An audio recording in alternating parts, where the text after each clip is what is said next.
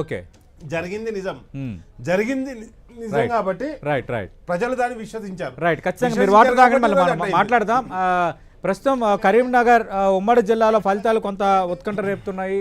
ప్రధానంగా అందరి దృష్టి కూడా ఎక్కువగా ఉంది, ఎందుకంటే కరీంనగర్ కార్పొరేషన్ ఒకటి భారతీయ జనతా పార్టీ ఖచ్చితంగా మాకు డ్యామ్ షూట్ సీట్ అంటూ చెప్పుకుంటూ వస్తుంది. మరి నిజంగా కరీంనగర్ కార్పొరేషన్లో ఫలితాలు ఆ విధంగా ఉన్నాయా? ప్రస్తుతం లీడ్స్ ఏంటి తెలుసుకునే ప్రయత్నం చేద్దాం. మా ప్రతినిధి సతీష్ సిద్ధంగా ఉన్నారు. సతీష్, మొదట కరీంనగర్ కార్పొరేషన్ కోసం మాట్లాడుకుందాం. కరీంనగర్ కార్పొరేషన్లో లేటెస్ట్ అప్డేట్స్ ఏంటి? ఎవరు ఏ స్థానాల్లో లీడ్లో ఉన్నారు? మీరు ప్రారంభంలో ఇక్కడ ఎంఐఎం ఇండిపెండెంట్లు కొంత కీలక పాత్ర పోషించవచ్చు అన్నారు. నిజంగా వాతావరణం ఉందా కరీంనగర్ కార్పొరేషన్కి సంబంధించి?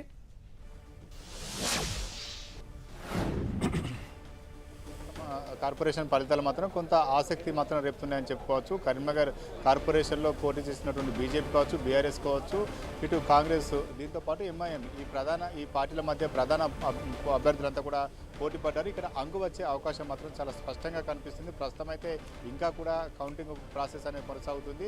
మొదటి రౌండ్ వచ్చేసరికి కొంత 5 వార్డులో బీజేపీ కొంత లీడ్లో ఉన్నట్టు సమాచారం ఉంటుంది. 39వ వార్డు, అదేవిధంగా 42, 49, 55, 56, మొత్తం 5 డివిజన్లలో బీజేపీ మాత్రం ప్రస్తుతం అయితే తన లీడ్ మాత్రం కొనసాగిస్తుందని చెప్పుకోవచ్చు. మిగతా చోట్ల ఎట్లా ఉంటున్నది మాత్రం కొంత ఫలితాలు ఉత్కంఠ మాత్రం రేపుతున్నాయి. ఇక్కడ స్వతంత్ర అభ్యర్థులు కీలకంగా మారే అవకాశం ఉంది. కాంగ్రెస్ కొంత మెజార్టీ స్థానాలను సాధిస్తే మాత్రం దాదాపు 18 నుంచి 20 మధ్య సాధిస్తే మాత్రం కాంగ్రెస్, ఎంఐఎం, అదేవిధంగా ఇండిపెండెంట్లు కలిసి మేయర్ స్థానాన్ని కైవసం చేసుకునే అవకాశం ఉంటుంది. బీజేపీ మాత్రం ఖచ్చితంగా బీఆర్ఎస్ సపోర్ట్ చేస్తే తప్పించి మరి ఇతర పార్టీలు బీజేపీకి సపోర్ట్ చేసే అవకాశం లేదు.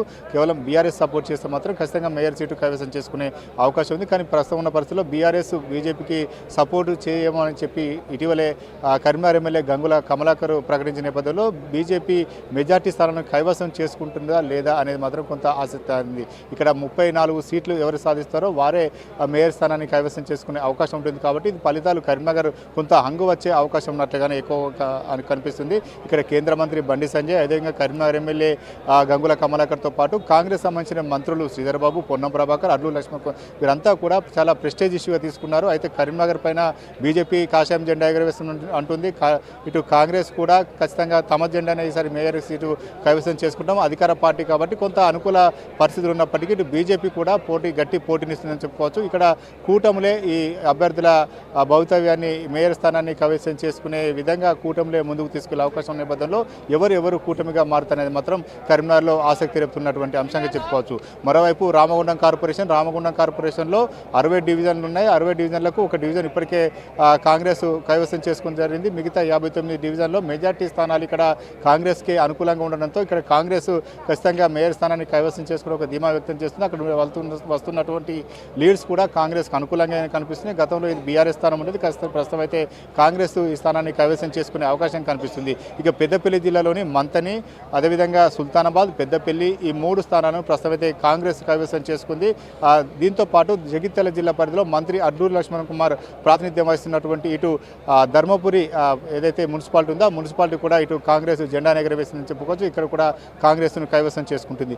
చొప్పదండి మున్సిపాలిటీలో ప్రస్తుతం అయితే మొట్టమొదటిగా కాంగ్రెస్ విజయకేతనం ఎగరేసింది చొప్పదండి మున్సిపాలిటీ పైన. చొప్పదండి మున్సిపాలిటీ కూడా కాంగ్రెస్ కైవసం చేసుకుంది. జగిత్యాల్లో కొంత ఆసక్తికరమైనటువంటి పరిణామాలు అయితే చోటు చేసుకున్నాయి. ఎమ్మెల్యే సంజయ్ కుమార్, అదేవిధంగా మాజీ మంత్రి జీవన్ రెడ్డి, వీరి మధ్య కొంత పోటీ జరుగుతున్న నేపథ్యంలో కాంగ్రెస్ ఎన్ని సీట్లు కైవసం చేసుకుంటుంది అనేది మాత్రం కొంత ఆసక్తిగా మారింది. ఇప్పటికే జీవన్ రెడ్డి సంబంధించినటువంటి వ్యక్తులు స్వతంత్రంగా పోటీ చేస్తున్నారు కాబట్టి జీవన్ రెడ్డి తరపున గెలిచిన వారు కాంగ్రెస్ సపోర్ట్ చేస్తారా లేదా అనేది మాత్రం కొంత ఆసక్తిగా మారింది. ఇటు రాయకల్లో, అదేవిధంగా కొరుట్ల కూడా కొంత కాంగ్రెస్కి అనుకూలంగా ఉన్నప్పటికీ మెట్పల్లో అంగు వచ్చే అవకాశం ఉంది. ఇటు హుజురాబాద్ సంబంధించినటువంటిది అయితే ప్రస్తుతం అయితే కాంగ్రెస్ హుజురాబాద్ను కైవసం చేసుకోగా ఇటు జమ్మికుంట మాత్రం కొంత హంగు వచ్చే అవకాశం ఉంది. ఇక్కడ బీఆర్ఎస్ కొంత ఒక స్థానం ఎక్కువ, కాంగ్రెస్ కంటే ఒక స్థానం 11 స్థానాలను బీఆర్ఎస్ సాధించింది. అయితే ఈ ప్రస్తుతం ఉన్న పరిస్థితిలో ఇక్కడ అంగు వస్తుందా లేకపోతే ఎక్స్ ఆఫీషియో ఓటు బీఆర్ఎస్కు సపోర్ట్ చేస్తుందా అనేది మాత్రం ఇక్కడ కొంత ఆసక్తి రేపుతున్న పరిస్థితి అని చెప్పుకోవచ్చు. ఇక మంత్రి పొన్నం ప్రభాకర్ ప్రాతినిధ్యం వహిస్తున్నటువంటి హుస్నాబాద్ మున్సిపాలిటీ హుస్నాబాద్ కాంగ్రెస్ కైవసం చేసుకుంది. మొత్తానికైతే గతంలో ఉన్నటువంటి బీఆర్ఎస్ స్థానాలన్నీ కూడా ప్రస్తుతం అయితే కాంగ్రెస్ కైవసం చేసుకున్న పరిస్థితిలో కరీంనగర్ను ఎవరు కైవసం చేసుకుంటారు, ఇక్కడ అంగు వచ్చే అవకాశం నేపథ్యంలో ఏ పార్టీకి ఎక్కువ మెజార్టీ ఉంటుందని మాత్రం ఆసక్తిగా మారింది. ఇక అన్ని పార్టీలు కూడా రాజకీయ పార్టీలు ఇప్పటికే తమ వ్యూహాలకు పదును పెట్టాయి, క్యాంపులకు తరలిస్తున్నారు. అయినప్పటికీ కూడా ఎవరు స్వతంత్రులు కీలకంగా మారినటువంటి కరీంనగర్ కార్పొరేషన్లో ఎవరికి ఎక్కువ స్థానాలు వస్తాయి, ఎవరు ఎటు సపోర్ట్ చేస్తారని మాత్రం కొంత ఆసక్తికరంగా మారిన పరిణామంగా చెప్పుకోవచ్చు. మొత్తానికైతే ఉమ్మడి కరీంనగర్ జిల్లాలో కాంగ్రెస్ జోరు కొనసాగుతుందని చెప్పుకోవాలి. Right, thank you Satish.